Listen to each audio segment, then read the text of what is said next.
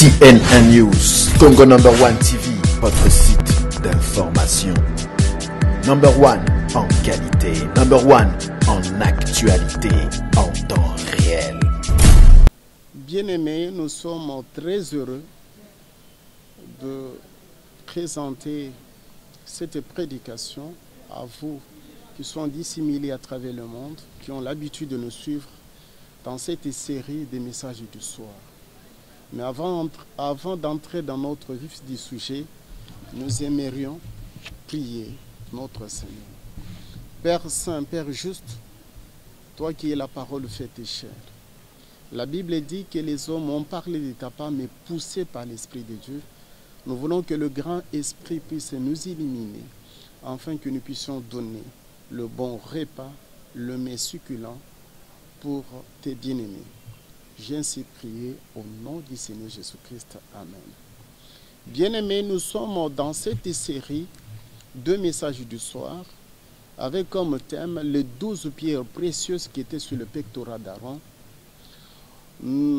Aaron, que nous sommes en train de dire, qui est plus élevé que le véritable Aaron qui était sur terre, parce que nous sommes en train de parler d'Aaron, qui est pour le moment le Christ, parce que c'est le véritable tabernacle, c'est le véritable sacerdoce dont je suis en train de faire allusion, c'est les sacerdoces selon l'ordre de Melchisédek. Et selon l'ordre de Melchisédek, le ministre du sanctuaire, le vrai sacrificateur, souverain sacrificateur, c'est le Christ.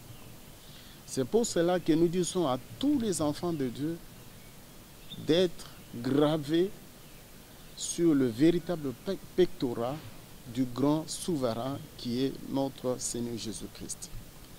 Ici, nous sommes en train de dire que ces 12 pierres précieuses étaient gravées sur les pectorats d'Aaron.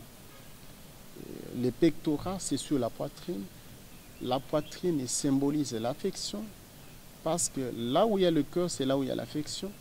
C'est pour cela que nous disons à tous les enfants de Dieu qui sont en train de nous suivre d'aimer cet événement, c'est-à-dire d'être gravés sur le véritable pectorat de notre Seigneur Jésus-Christ. Ces 12 pierres précieuses symbolisent l'État d'Israël.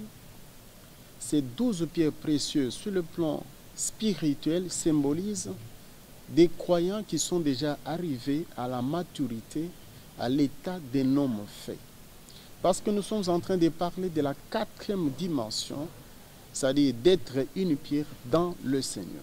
Pourquoi nous disons qu'il faut être une pierre dans le Seigneur? Parce que le Seigneur lui-même, c'est la pierre angulaire rejetée par le bâtisseur. Et il y a une recommandation, on dit que nous sommes des pierres vivantes. Tous ceux qui croient à notre Seigneur, à son avènement, qui préfèrent le voir, doivent se considérer comme étant des pierres. Mais des pierres qui sont différentes des autres pierres, c'est-à-dire que nous sommes des pierres précieuses pour former l'édifice spirituel de notre Seigneur. Et la Bible nous dit que celui que nous avons suivi, lui-même il est la pierre. Et nous voyons ça dans les livres de notre bien-aimé l'apôtre Jean, dans l'Apocalypse. La Bible confirme que celui qui est assis sur le trône, il a la forme d'une pierre. Et ici, Jean qui a vu, il a vu un homme avec 2 faces, face de sardone et face de jaspe, qui symbolise qu'il est le premier et il est le dernier, il est l'alpha, il est l'oméga. C'est-à-dire, ici, c'est pour dire aux enfants de Dieu qu'il n'y a pas 3 personnes sur le trône. Il n'y a qu'une seule personne. Et la seule personne que nous sommes en train de parler, lui-même, il est la pierre. Et l'apôtre Jean nous montre facilement, nous montre avec clarté que celui qui est assis sur le trône, c'est le Christ. Le Christ, c'est la pierre rejetée par le bâtisseur, mais devenue la principale de l'angle. C'est lui-même qui est la pierre angulaire. Il y a plusieurs prophètes qui ont parlé de cette manière-là. Nous voyons Daniel qui dit que lui, il a vu les corps de notre Seigneur. Il a vu les corps de l'Éternel, c'était la pierre des chrysolites. Nous voyons Moïse avec les anciens d'Israël qui avaient contemplé le pied de l'Éternel, les pieds qui étaient à une pierre de saphir. Et la Bible nous dit que ces 12 pierres étaient rangées. Nous pouvons les lire dans les livres d'Exode 39, verset 10. On les garnit des 4 rangées de pierres. Première rangée, une sardane, une topaze, une émeraude. Deuxième rangée, une escarboucle, un saphir et un diamant. Aujourd'hui, nous allons parler de deuxième rangée parce que la fois passée, nous avons parlé de première rangée qui était composée des sardanes, qui était composée des émeraudes et qui était composée des topazes. Sardane, nous avons dit que nous devons nous identifier à cette pierre de sardoine, cette pierre qui symbolise la rédemption. Nous avons parlé longuement la fois passée pour dire que nous devons être des hommes et des femmes qui sont rachetés par notre Seigneur. Parce que si nous ne sommes pas de rachetés, c'est très difficile d'être considérés comme étant des hommes qui seront épargnés par la colère à venir. C'est pour cela que nous insistons que dans le Seigneur, la première chose, c'est la rédemption, c'est le rachat, que nous devons chercher ça par tous les moyens. C'est ainsi que nous avons distingué 3 sortes de rachats: le rachat de l'esclavagisme, le rachat de propriété et le rachat de postérité. Là-dessus, nous avons parlé en long et en large. Aujourd'hui, nous n'avons pas le temps parce que c'est les médias. Nous avons peu de temps et c'est très difficile d'y revenir. Nous avons encore parlé des topazes pour dire que l'homme de Dieu ou bien une femme qui est déjà arrivée à un état acceptable doit être couvert de la gloire de Dieu. Parce que le topaz symbolise la gloire de Dieu. Et nous devons être couverts de la gloire de Dieu pour prétendre entrer dans la maison du Père. Enfin, on avait parlé la fois passée de l'émeraude. Que l'émeraude a une couleur verte qui symbolise la prospérité et que tout enfant de Dieu qui est dans la maison du Père doit prospérer à tous égards comme l'état de leur âme. La prospérité ici, pour nous mettons beaucoup l'accent sur l'homme intérieur parce que la fois passée, nous avons dit que l'homme est composé de 3 parties. Il y a le corps, il y a l'âme, il y a l'esprit. Mais ce qui est très important pour l'homme, c'est ces 2 parties-là, l'esprit et l'âme, que nous symbolisons comme étant l'homme intérieur. C'est pour cela que nous sommes en train de mettre un accent particulier sur cet homme intérieur, parce que c'est lui qui va comparaître devant le trône du Christ. C'est pour cela que nous attirons l'attention des bien-aimés qu'il faut réellement travailler durement pour atteindre la dimension de la pierre. Et une pierre bien taillée, parce que la Bible nous dit que ces pierres étaient taillées et ces pierres avaient une forme et ces pierres étaient gravées et ces pierres brillaient. C'est pour cela que nous insistons beaucoup que, bien aimé, toi qui nous suis, il faut faire attention, il faut se préparer réellement pour que vous soyez une pierre taillée, une pierre garnie sur le pectorat du souverain sacrificateur. Mais aujourd'hui, nous allons parler du deuxième rangée. Le deuxième rangée, nous allons parler des escarboucles. C'est une pierre précieuse, de couleur rouge profond, comme du sang. Cette pierre symbolise la vengeance. Mais la Bible nous dit, à moi la vengeance, à moi la rétribution. Cette vengeance, ce n'est pas toi, mon frère, ma soeur, qui est en train de me suivre, qui va faire la vengeance, mais la vengeance est réservée à notre Christ. C'est lui qui viendra du temps bien marqué par lui-même pour se venger. Ça, nous pouvons le lire dans le livre de Ésaïe 63, de 3 jusqu'à 4. Ésaïe 63, nous lisons au nom de notre Seigneur Jésus-Christ. Il est écrit ceci: j'étais seul, affolé au pressoir, et nul homme d'entre le peuple n'était avec moi. Je les ai foulés dans ma colère, je les ai écrasés dans ma fureur. Leur sang a réjailli sur mes vêtements et j'ai souillé tous mes habits. Car un jour de vengeance était dans mon cœur et l'année de me racheter est venue. Je regardais personne pour m'aider. Ici, bien-aimés, nous avons lu cette écriture uniquement pour vous montrer que le Christ viendra et en ce moment-là, il va s'identifier à la couleur de cette pierre précieuse qui est escarboucle. Il va se venger. C'est pour cela que la Bible dit qu'en ce moment-là, il sera considéré comme étant le véritable lion.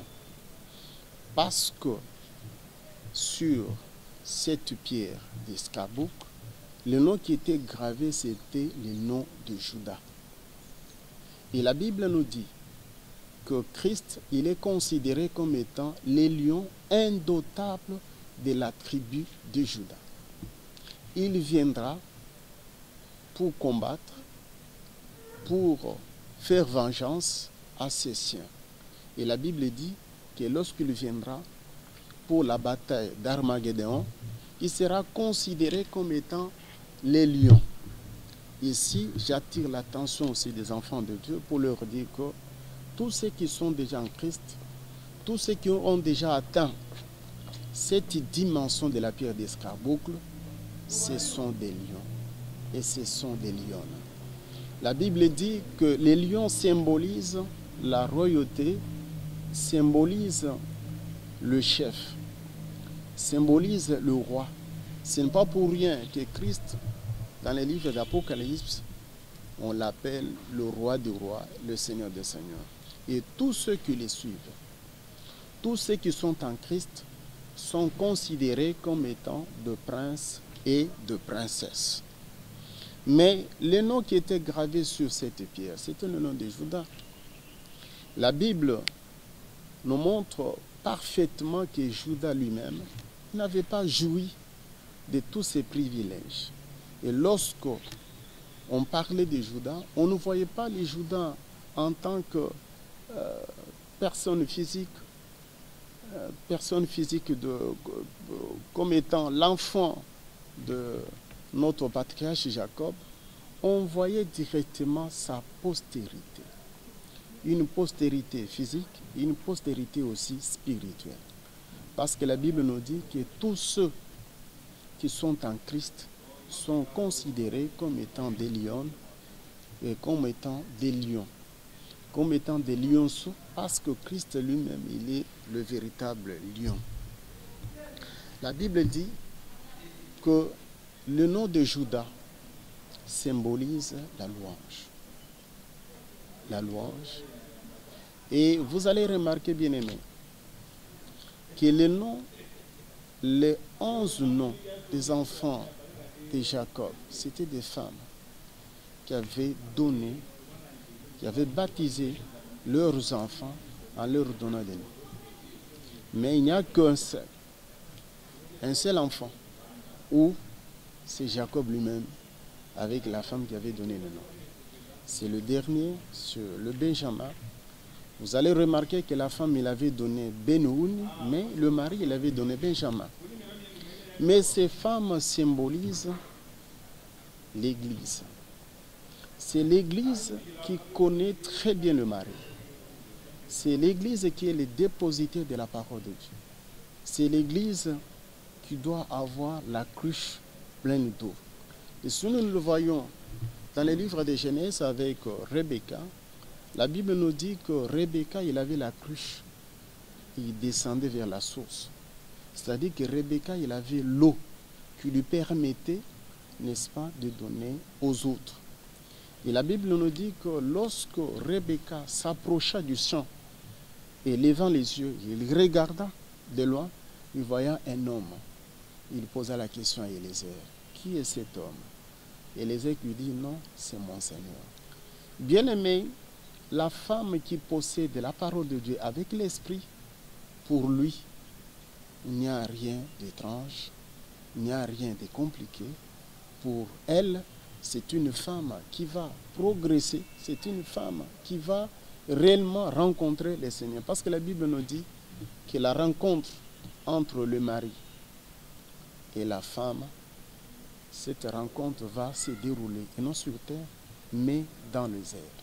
Dans les airs, pourquoi? Parce qu'il faut avoir suffisamment la parole de Dieu et arriver à une dimension telle qu'on devient léger pour rencontrer le mari.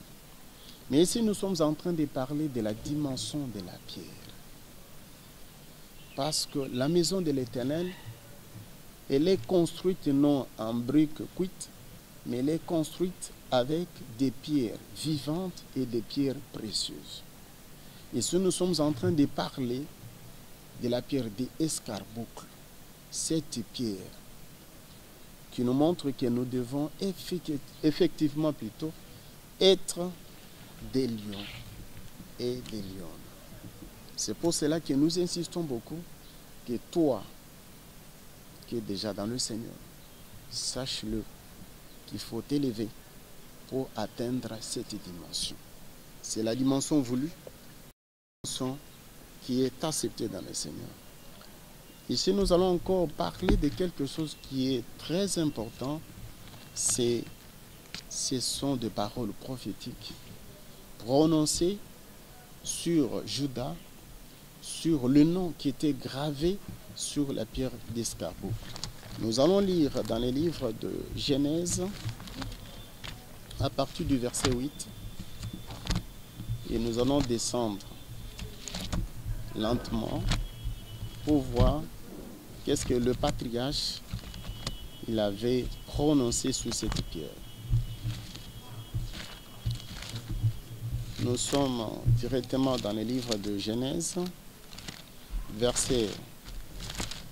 chapitre 49 plutôt, verset 8 jusqu'à 12, nous lisons au nom de Jésus-Christ. Judas, tu recevras les hommages de tes frères. Ta main sera sur la nuque de tes ennemis. Les fils de ton père se prosterneront devant toi. On se limite à ça. Ici, nous voyons, c'est le patriarche qui prononce des paroles. Bien-aimés, nous qui sommes déjà en Christ, nous avons des promesses.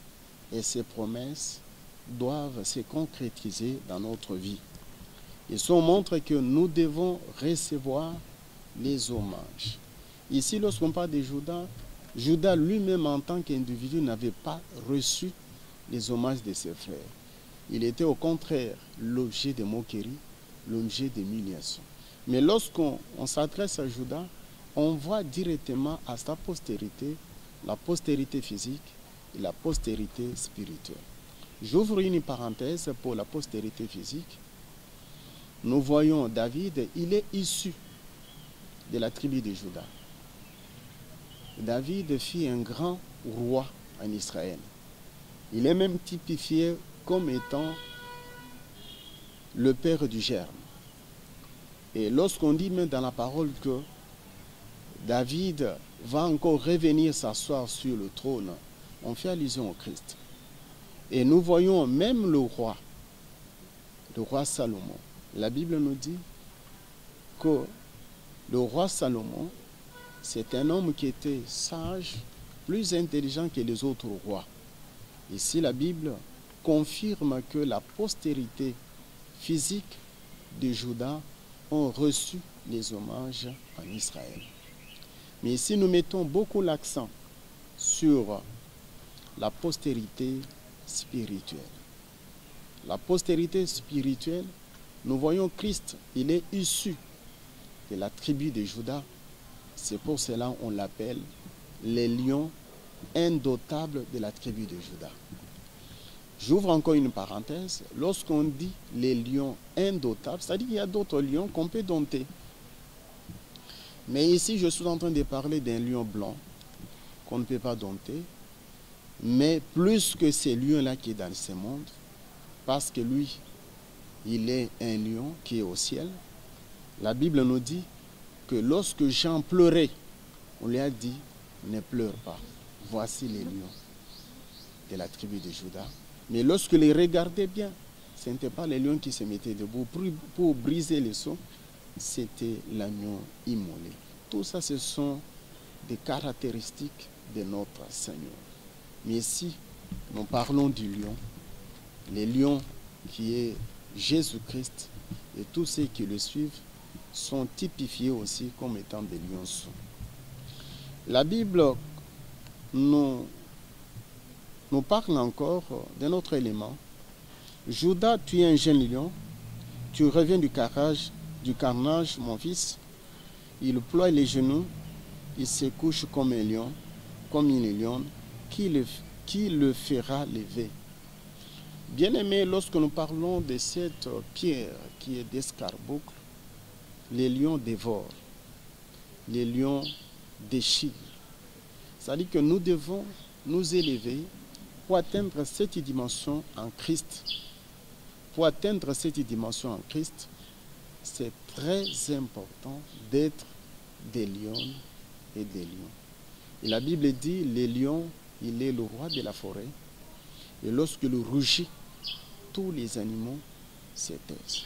Donc, c'est pour vous montrer que en Christ, nous avons une autre dimension. Il faut aimer cette dimension, il faut le préférer pour que vous soyez réellement un homme ou bien une femme intouchable. La Bible nous dit, les spectres ne s'éloignera point de Judas, ni les bâtons souverains d'entre ses pieds jusqu'à ce que vienne le Shiloh et que le peuple lui obéisse. C'est très important, bien-aimé, très important. C'est-à-dire que nous, en tant que des enfants de Dieu, si nous devenons des pierres précieuses, précisément la dimension de la pierre d'escarboucle, ça je te confie, mon frère, personne ne peut te dompter, personne ne peut te déranger. Au contraire, tu deviendras l'obstacle pour les autres. Tu deviendras le danger de mort pour les autres. Mais il faut préférer. Il faut se laisser briser. Il faut se laisser tailler pour avoir une forme, pour être une pierre d'escarboucle. La Bible dit que le bâton c'est le symbole du pouvoir. Pour vaincre l'ennemi, il faut avoir le bâton. Il ne faut pas laisser s'échapper le bâton. Le bâton, c'est le symbole du pouvoir. Et la Bible dit, dans le livre de Jérémie 1, 19, ils te feront la guerre, ils ne te vaincront jamais. Ça dit que nous sommes dans un monde où il y a deux camps, le camp des faiblards et le camp des gens qui sont plus forts. Les gens qui sont plus forts sont dans le camp de notre Seigneur Jésus-Christ. Mais quoique le combat est là, nous devons être sereins, sachant que le Christ nous a donné le bâton, il nous a donné le pouvoir. C'est l'élément le plus important. Lorsqu'on atteint cette dimension d'escarboucle, c'est-à-dire on devient un combattant, on devient un guerrier. Et c'est la dimension voulue, bien-aimé. Je ne vous flatte pas, mais je vous donne la bonne sémence, le bon repas, la bonne parole, c'est-à-dire de chercher à s'élever, de chercher à atteindre cette dimension. C'est comme nous l'avons dit la fois passée qu'il y a trois choses en Christ. C'est la vision. Il faut voir, il faut sentir et il faut écouter. Alors, lorsqu'on a la vision, lorsqu'on a le toucher, on a l'ouïe, maintenant il faut chercher à acquérir le pouvoir pour vaincre nos ennemis. Et le pouvoir, c'est le bâton. C'est pour cela qu'on dit que les bâtons ne vont pas s'écarter de Judas.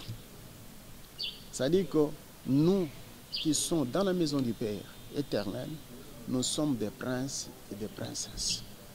Parce que celui qui est le roi, c'est le Christ. Et nous, comme nous sommes dans la maison, nous sommes deux princesses et nous sommes des princes. Ici, j'insiste beaucoup. Ici, j'insiste beaucoup, bien-aimés, pour vous dire que il faut atteindre cette dimension d'escarboucle. C'est une pierre très importante. Il faut le désirer, il faut le porter, il faut s'identifier à cette pierre pour être un vainqueur et non un vaincu. La Bible dit, celui qui vaincra sera revêtu des habits blancs. Donc ici en Christ, nous tous, nous sommes appelés à être des vainqueurs, à être réellement des vainqueurs dans le Seigneur Jésus-Christ. C'est pour cela que j'insiste que le Seigneur nous a appelés, et non pour être des faiblards, mais pour être des vainqueurs. Alors pour être vainqueur, il faut s'identifier à lui, lui qui, le Seigneur, qui est le véritable lion. Nous qui le suivons, nous devrons être aussi de véritables lionceaux, des véritables lionnes, des véritables lions, pour que l'ennemi ne puisse pas nous écraser, mais au contraire, que nous puissions mater les fils de ténèbres. Bien-aimés, nous sommes arrivés à la fin de cette prédication. Je pense, avec la grâce de Dieu, qu'à la prochaine occasion, nous allons encore continuer avec une autre pierre. Et cette fois-ci-là, nous allons parler de la pierre de saphir. Prochainement aussi, nous allons parler de la pierre de diamant. C'est pour cela que nous vous disons de ne pas quitter ces sites, de rester toujours branchés sur ces sites. Vous aurez le véritable mets, le bon repas à tout moment. Et je vais prier parce que nous sommes presque à la fin. On me fait signe que nous sommes déjà à la fin. Père saint, Père juste, toi qui es au-dessus de toutes choses, toi qui es le Père de toutes choses, permets que tous ceux qui nous ont suivis ou qui auront la chance de nous suivre puissent intérioriser ces messages pour leur bien. Au nom du Seigneur Jésus-Christ, j'ai ainsi prié. Amen. Voici nos numéros de contact: 081 00 59 821. Le standard de la maison, c'est 01 516 98 21. Je pense que vous aurez aussi en bas, ça va défiler les numéros de notre compte. Nous vous demandons de nous soutenir parce que le Seigneur nous a mis à cœur de vous donner le repas du soir. Et je pense, pour ceux qui vont contribuer à cette œuvre, le Seigneur va vous bénir encore davantage. Que notre Seigneur vous bénisse. Au nom du Seigneur Jésus-Christ. Amen. CNN News, Congo #1 TV, votre site d'information. #1 en qualité, #1 en actualité, en temps.